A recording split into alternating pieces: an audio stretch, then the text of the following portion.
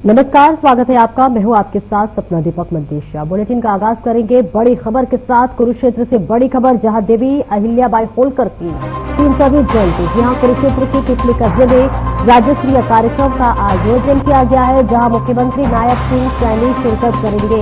तो ये बड़ी खबर आपको बता रहे हैं, जहां पर हरियाणा सचिवालय वक्त जगह देवी अहिल्याबाई होलकर की 300वीं जयंती के मौके पर राज्य स्तरीय कार्यक्रम का आयोजन किया गया। तमाम अतिथियों की शिरकत होने वाली है। काफी संख्या में देखिए लोगों की भी मौजूदगी होगी और खुद सूबे के मुखिया इस पूरे कार्यक्रम को भव्य बनाने के लिए शिरकत करने वाले हैं। तो ये तस्वीरें भी आपको दिखा रहे हैं, जहां कुरुक्षेत्र में पूरे कार्यक्रम का आयोजन रखा गया है। पहले से ही तमाम व्यवस्थाएं कर ली गई थी, क्योंकि देखिए मुख्यमंत्री का आगमन होने वाला था, तो सुरक्षा के मद्देनजर भी कई बार बहुत बड़ी बात हो जाती है। इस वजह से देखिए आज मुख्यमंत्री की भी मौजूदगी रहेगी।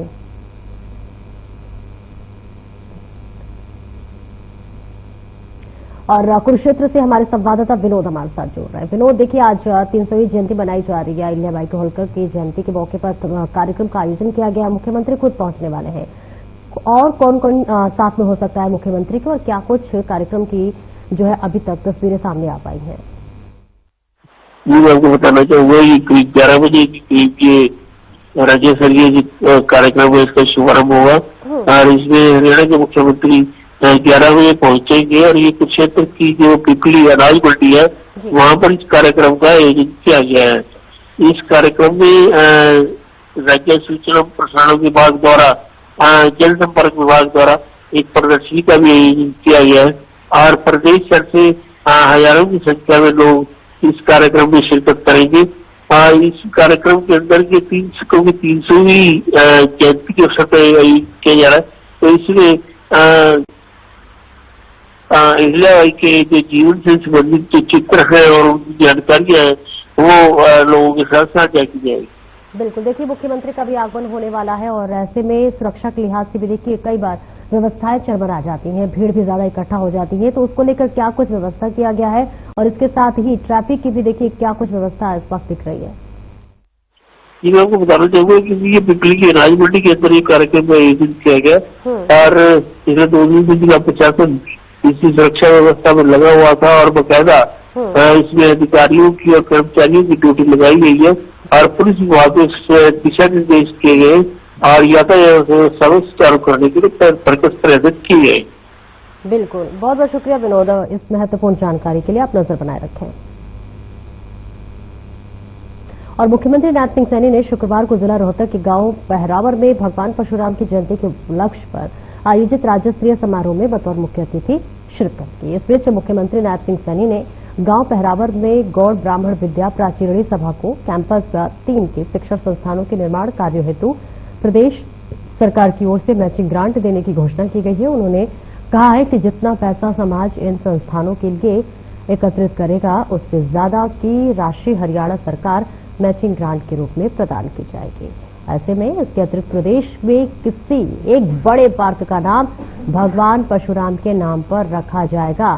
साथ ही घोषणा की है कि समाज की संस्था के 51 लाख रुपए देंगे। उन्होंने कहा है कि समाज द्वारा रखी गई अन्य मांगों को भी विभागों को भेजकर उनकी फिजिबिलिटी चेक करवाकर प्राथमिकता के आधार पर पूरा करने का काम किया जाएगा।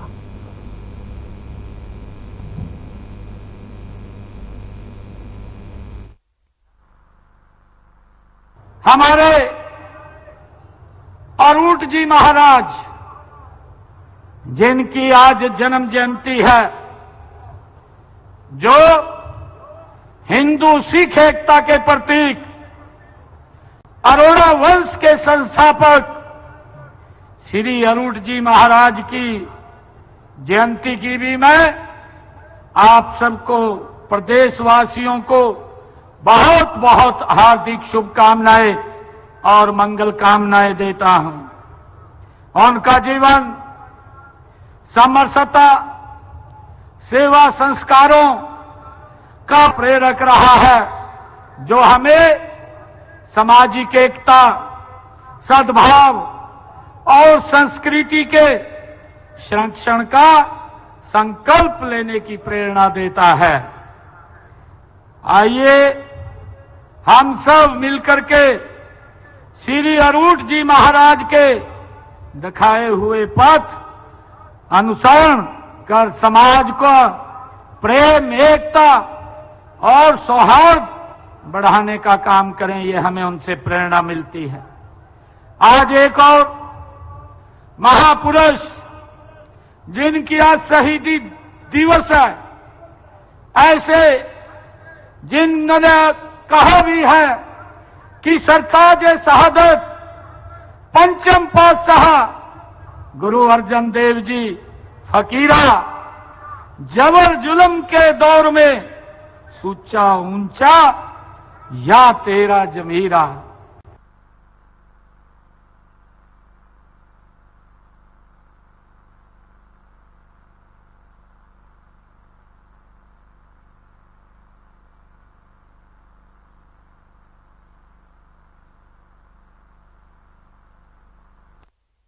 और इस बीच एक बड़ी खबर आपको दे दें, जहां हरियाणा में 4 जून तक मौसम परिवर्तनशील रहने की संभावना जताई गई है। 2 जून तक उत्तर पूर्वी से पश्चिमी हवाएं चलने की संभावना जताई गई है। दिन के तापमान में हल्की बढ़ोतरी होगी और इस बीच हल्के बादल हवाएं चलने की जताई जा रही है संभावना। कई क्षेत्रों में गरज चमक के साथ हल्की बारिश की संभावना जताई गई है। तो देखिए, मौसम एक बार फिर से परिवर्तनशील होने वाला है।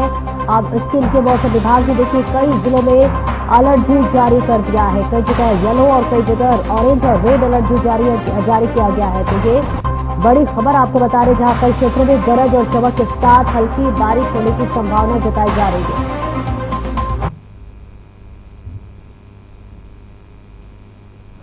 तो दिन के तापमान में देखिए हल्की बढ़ोतरी हो सकती है और तस्वीरें भी आपको दिखा रहे, जहां पर हालांकि हमने कल भी आपको बताया था कि 2 दिन मौसम जो है वो परिवर्तनशील होने की संभावना जताई गई है। और इसी के साथ साथ देखिए 2 दिन पश्चिमी विक्षोभ के भी रहने की संभावना जताई जा रही है। ऐसे में दिन के तापमान में भी बढ़ोतरी की जा, और ऐसे में जो तापमान थी वो ये भी बताया जा रहा है मौसम वैज्ञानिकों की तरफ से कि 42 डिग्री सेल्सियस रह सकता है।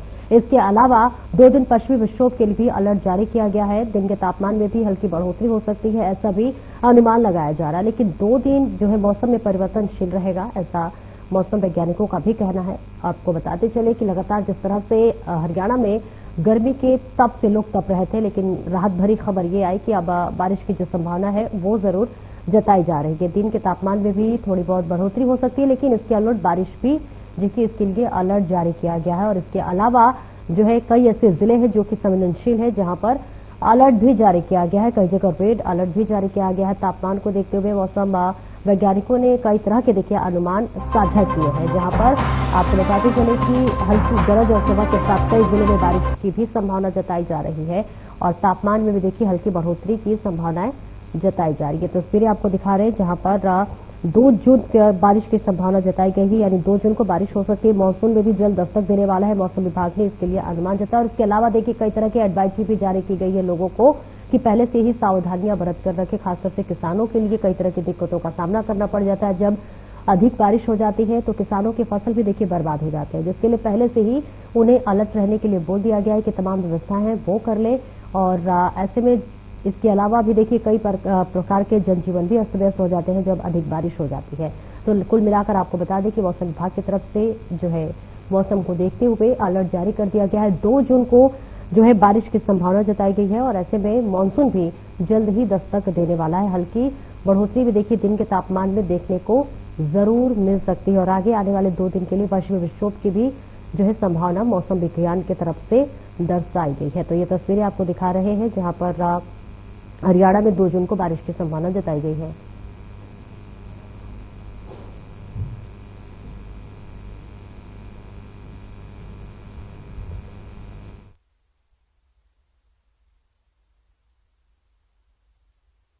तो देखिए तस्वीरें आपको दिखा रहे हैं, जहां पर लगातार मौसम विज्ञान की तरफ से बढ़ोतरी की बताई जा रही है। दिन के तापमान में बढ़ोतरी हो सकती है और हालांकि 2 जून को भी तापमान में गिरावट की जो संभावना है वो दर्ज की गई। 2 जून को बारिश आने की संभावना दर्ज की गई है। मानसून भी जल्दी हरियाणा में दस्तक देने वाला है। और इसके अलावा मौसम विभाग ने कई जगह जो संवेदनशील जिले हैं वहां पर अलर्ट जारी किया गया है।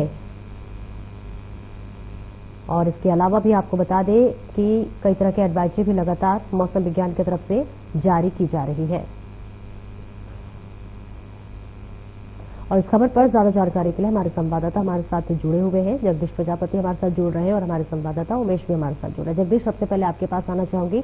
देखिए, मौसम विज्ञान की तरफ से कई तरह के अलर्ट जारी किए गए हैं और देखिए कई ऐसे जिले भी हैं जहां पर ऑरेंज येलो अलर्ट जारी किए गए हैं। तो ऐसे में क्या कुछ पहले से ही लोगों को सावधानियां बरतने की जरूरत है और खासतौर से क्या कुछ प्रशासन की तरफ से उन्हें हिदायत दी जा रही है? पारा जो है चलता नजर आ रहा है। कहीं ना कहीं जो गर्मी है बढ़ रही है। आज अगर मौसम की बात करें तो टेम्परेचर जो है 45 डिग्री रहेगा। हालांकि मौसम विभाग की ओर से अलर्ट जरूर जारी किया गया है कि अगले 2 दिन में बारिश की संभावना जताई गई है। लेकिन पहले पूरे सप्ताह भी देखा गया कि बारिश के कारण थोड़ा टेम्परेचर में गिरावट आई थी और लोगों को राहत मिली थी। लेकिन पिछले 2 दिन से जो गर्मी की बढ़ रही है, कहीं ना कहीं किसानों के चेहरों पर भी मजबूती चाहिए हुई है, क्योंकि नहरों में भी पानी नहीं है। कहीं ना कहीं नर्मा कपास की जो फसल बुआई की है मछली के कगार पे आ चुकी है। कहीं ना कहीं मौसम विभाग की ओर से जो अलर्ट जारी किया गया है उसको लेकर किसान कहीं ना कहीं जरूर चिंतित नजर आ रहे हैं, क्योंकि आने वाले 24 घंटे के अंदर जो बारिश होने की संभावना मौसम विभाग की बताई गई है। और अगर सावधानी की बात करें तो स्वास्थ्य विभाग की बात की जाए तो स्वास्थ्य विभाग की ओर से रेडलाइन जारी की है। दोपहर के समय जो बुजुर्ग छोटे बच्चे में बाहर ना निकले, क्योंकि 10 बजे के बाद जो है गर्मी कहीं ना कहीं बढ़ जाती है। तो स्वास्थ्य विभाग की ओर से लक्ष्य किया गया है कि ठंडे खान पान का प्रयोग करेगा और अगर दोपहर में कहीं निकलना पड़ता है तो पानी की बोतल साथ में जरूर लेकर निकले। कहीं ना कहीं मौसम विभाग की ओर से अलर्ट जारी किया गया है। बिल्कुल, देखिए अब कई बार हम देख पाते हैं जगदीश की जब बारिश अधिक हो जाती है किसानों को कई तरह की दिक्कतों का सामना करना पड़ता है, फसल उनके बर्बाद हो जाते हैं। तो ऐसे में क्या कुछ उनके लिए विशेष सावधानी बरतने के लिए एडवाइजरी जारी की गई है? बिल्कुल, ज्यादा बारिश हो जाती है तो किसानों की फसल कहीं ना कहीं नष्ट हो जाती है। और अगर बात की जाए तो मौसम विभाग की ओर से किसानों को अलर्ट किया गया है कि आने वाले 24 घंटे में बारिश हो सकती है। तो उसको लेकर कहीं ना कहीं खेतों में पानी का प्रयोग न करें, क्योंकि अगर फसलों को पानी लगा हुआ है तो अगर बारिश हो जाती है तो बारिश के कारण ही जो कहीं ना कहीं किसानों की फसल नष्ट हो सकती है। बिल्कुल, हरियाणा में किन किन जिलों में मौसम में ज्यादा बदलाव की संभावना जताई जा रही है? कौन कौन से जिले हैं जगदीश? जी बिल्कुल, गुरुग्राम बेबाली और सिरसा फतेहाबाद और हिसार जो है इन जिलों में बारिश की संभावना है। अलग 7 जिले हैं जहाँ पर अलर्ट किया गया है। कहीं ना कहीं मौसम विभाग की ओर से अलर्ट जारी किया गया 7 जिलों में। बिल्कुल जगदीश, आप बने रहिए हमारे साथ। उमेश भी लगातार बने हुए हैं। उमेश, देखिए अब मौसम विज्ञान की तरफ से भी लगातार हिदायत दी जा रही है और कई जिलों में ऑरेंज अलर्ट भी जारी किया गया है। ऐसे में क्या कुछ विशेष सावधानी लोगों को बरतने की जरूरत है और क्या प्रशासन की तरफ से कोई एडवाइजरी जारी की गई हो? सपना मैं बताना चाहूंगा कि मौसम विभाग की तरफ से चरखी दादरी जिले सहित अन्य कई जिलों में जो है बारिश की संभावना जताई जा रही है। 4 जून तक जारी रहने की संभावना है। उस तरह देखते हुए जिला प्रशासन जारी की गई लोग सावधानी बरते, क्योंकि मौसम लगातार परिवर्तनशील होने की वजह से आम जनजीवन पे काफी प्रभाव देखने को मिलता है। बारिश की संभावना जो जताई जा रही है उसको लेकर के जो जिला प्रशासन के जो विभाग है, जैसे जन स्वास्थ्य विभाग है और भी स्वास्थ्य विभाग, उन सबको अलर्ट पे रखा गया, क्योंकि अगर बारिश होती है तो जल भराव की स्थिति चरखी दादरी शहर में बनने की संभावना है। तो उसको लेकर के जन स्वास्थ्य विभाग को आदेश जारी किए गए हैं कि वो अपनी तैयारी पूरी रखें, नालों की सफाई करे, ड्रेन जितने भी नाले की सफाई करे, क्योंकि प्रॉपर तौर पर देखा जाता है कि चरखी दादरी शहर में ज्यादा जल भराव होता है। थोड़ी सी बारिश होने के बावजूद भी जो है कई फुट तक जो पानी खड़ा हो जाता है। तो इसको लेकर के जो है लगातार जिला प्रशासन की यही कोशिश है कि जब बारिश होती है तो उसमें किसी प्रकार की लोगों को परेशानी का सामना न करना पड़े। और मौसम विभाग की जो अलर्ट जारी किया गया है उसको लेकर के आम जनजीवन पे काफी असर देखने को मिला है, क्योंकि 4 जून तक लगातार मौसम परिवर्तन से देखने को मिलेगा। जैसे कि बताया जा रहा है कि 1, 2 जून और 3 जून तक जो है चरखी दादरी जिले सहित अन्य जो पड़ोसी जिले हैं उसमें बारिश होगी। और साथ में तापमान की अगर बात की जाए, तापमान में भी लगातार बढ़ोतरी देखने को मिलेगी, क्योंकि जो है अगर तापमान में बढ़ोतरी होती है तो भी आम जनजीवन पे काफी असर देखने को मिला है। इसलिए आम लोगों से यही सलाह दी जा रही है कि वो तापमान को देखते हुए जो है दोपहर के समय घरों से बाहर ना निकले और सभी प्रकार की जो है बचाव का जो राहत कार्य है वो अपनी सावधानी खुद रखें। बिल्कुल, देखिए जब मौसम परिवर्तन होता है काफी संख्या में लोग बीमार भी पड़ते हैं। तो ऐसे में अगर हॉस्पिटल की स्थिति की बात कर ले तो वहाँ क्या कुछ पहले से व्यवस्थाएं की जा रही है? क्या बेड की जो संख्या है उससे बढ़ोतरी की जा रही है? क्योंकि देखिए एक तरफ कोविड का भी मार है इस वक्त।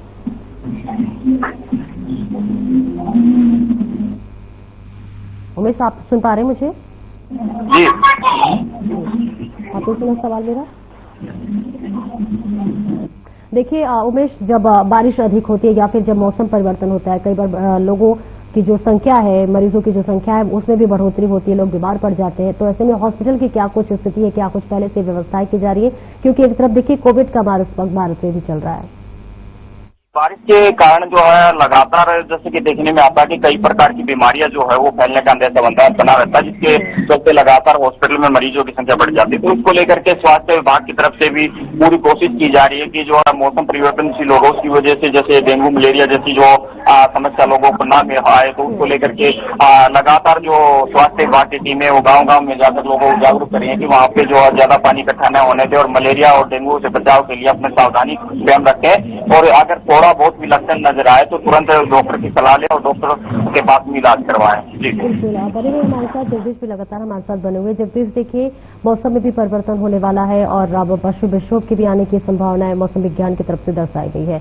तो ऐसे में अगर स्कूल की बात कर ले तो क्या स्कूल में पहले से कोई छुट्टी को लेकर विशेष जो है आदेश दिए गए हो?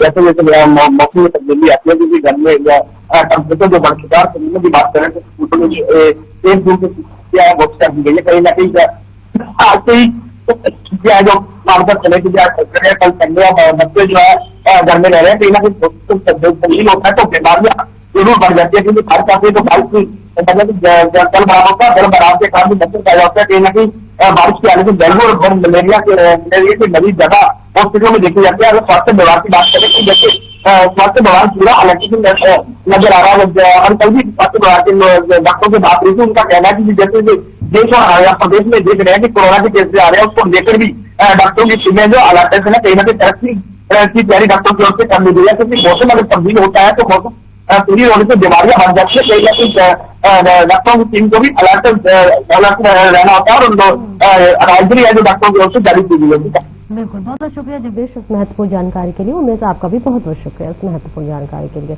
आगे बढ़ेंगे जहां बीजेपी ने मोदी सरकार के 11 साल पूरे होने पर संकल्प से सिद्धि तक कार्यक्रम का आयोजन करने का फैसला किया है और इसके लिए प्रदेश अध्यक्ष पंडित मोहन लाल बडौली ने सभी 27 जिलों में समिति गठित की है और जिला संयोजकों व सह संयोजकों के नामों की घोषणा की है, जिसकी तस्वीरें आपको दिखा रहे हैं।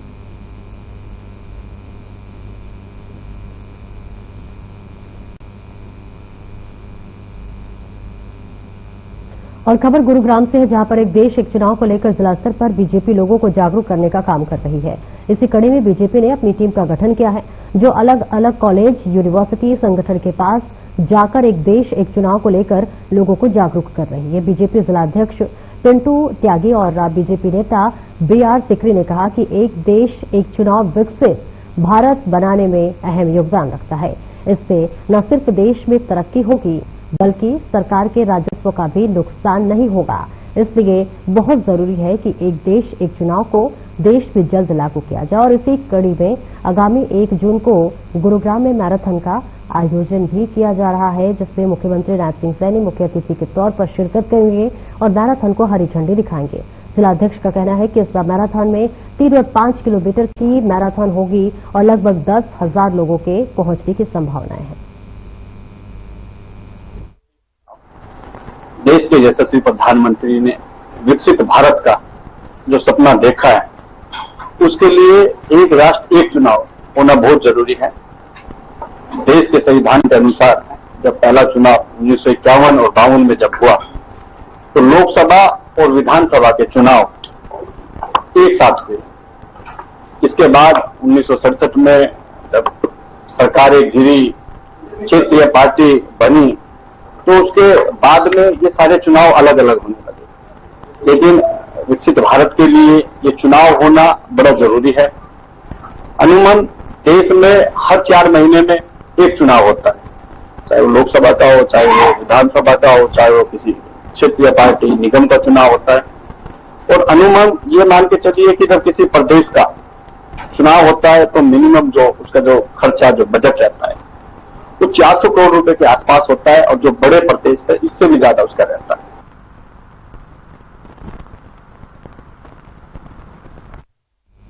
और हरियाणा के ऊर्जा परिवहन एवं श्रम मंत्री अनिल विज ने आज पश्चिम बंगाल की मुख्यमंत्री ममता बनर्जी को राजनीतिक रूप से सीख देते हुए कहा कि आजकल जिस प्रकार से देश में राष्ट्रभक्ति का उफान चल रहा है, ममता बनर्जी उसको पंचर करना चाहती हैं। जिससे विपक्ष की नींद हराम हो सकेगी है। साथ ही उन्होंने कहा है कि सही मायने में नींद हराम पाकिस्तान की हो रखी है, जिससे हमारी लड़ाई हुई है। लेकिन ये विपक्ष पाकिस्तान एजेंट है और वही इनको बताते हैं कि इन्हें किसके ऊपर बोलना है, और वही ये बोलते हैं पाकिस्तान में आतंकी। सैफुल्लाह कसूरी ने एक रैली में कहा कि नरेंद्र मोदी समझते हैं कि वे गोलियों से डरने वाले हैं, लेकिन यह उनकी भूल है के बारे में पूछे गए सवाल के जवाब में बीच ने तंज कसते हुए कहा कि अभी पाकिस्तान ने पहला सीन तो देख लिया है, किस प्रकार वह लोग भाग रहे हैं, रो रहे हैं, और उन्होंने तो खुद ही ये कह दिया है कि वे लाशों को उठा उठाकर थक गए हैं। बीच ने चेतावनी भरे अंदाज में कहा कि बारी बारी से सबका नंबर आएगा।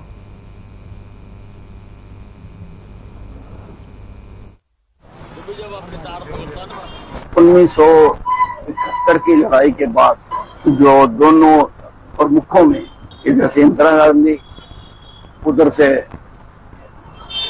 भुट्टो शामिल हुए थे वार्ता में, हमारे पास 93,000 पीओडब्ल्यू थे। हम कोई भी बार्गेनिंग कर सकते। शिमला में वो हुआ था, लेकिन कोई भी उन्होंने भारत के पक्ष में बात नहीं करी जो भी कर सकते थे। 13-14,000 एकड़ जमीन भी हमारे सैनिकों ने आगे बढ़ के कब्जा की हुई थी, वो भी इन्होंने वापस कर दिया। तो इन्होंने तो देश का हर पल पे हर समय नुकसान ही नुकसान किया है। अरुण महाराज की जयंती मौके शहर के इंपीरियल गार्डन में विशाल रक्तदान कैंप का आयोजन किया गया। इस मौके पर मुख्य अतिथि के तौर पर पूर्व सांसद एवं भाजपा राष्ट्रीय कार्यकारिणी सदस्य सुनीता दुग्गल संघ के कई अतिथि शामिल हुए। वही कार्यक्रम की अध्यक्षता सभा के अध्यक्ष अशोक ग्रोवर ने की। वही रक्तदान कैंप में से पूर्व धार्मिक समारोह आयोजित किया गया है। रक्तदान कैंप में ब्लड बैंक अग्रोहा से डॉक्टर सर्वेश बजाज के नेतृत्व में टीम व दूसरी गुप्ता ब्लड बैंक पठिंदा से टीम पहुंची, जिन्होंने 251 यूनिट रक्त एकत्रित किया।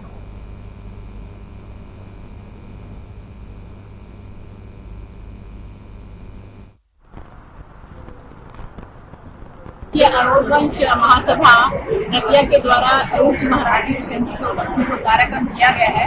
मुझे बहुत खुशी है कि इसमें इस तरह का एक महारक्तदान शिविर लगाया गया है, जिसमें पूरे समस्त जो है वो नदियावासी एक के बाद एक यहाँ पर लगे हुए हैं रक्तदान करने के लिए। तो मैं बहुत बहुत इस बात के लिए बधाई देती हूँ अरुणवंश महासभा को, जो उन्होंने इस समाज सेवा में अरुण सिंह महाराज जी की जयंती को याद किया है, अरुण सिंह महाराज जी की जयंती को मनाया। तो लगता है कि ये जैसा मुझे पता लगा कि 12वीं बार लगातार जो है वो रक्तदान शिविर अरुण सिंह महाराज जी की जयंती पर यहाँ पर लगाया है। तो इस बात के लिए मैं अरुणवंश महासभा को बहुत बहुत बधाई देती हूँ।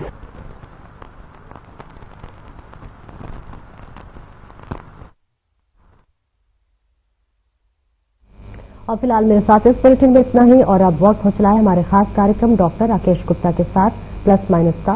नमस्कार।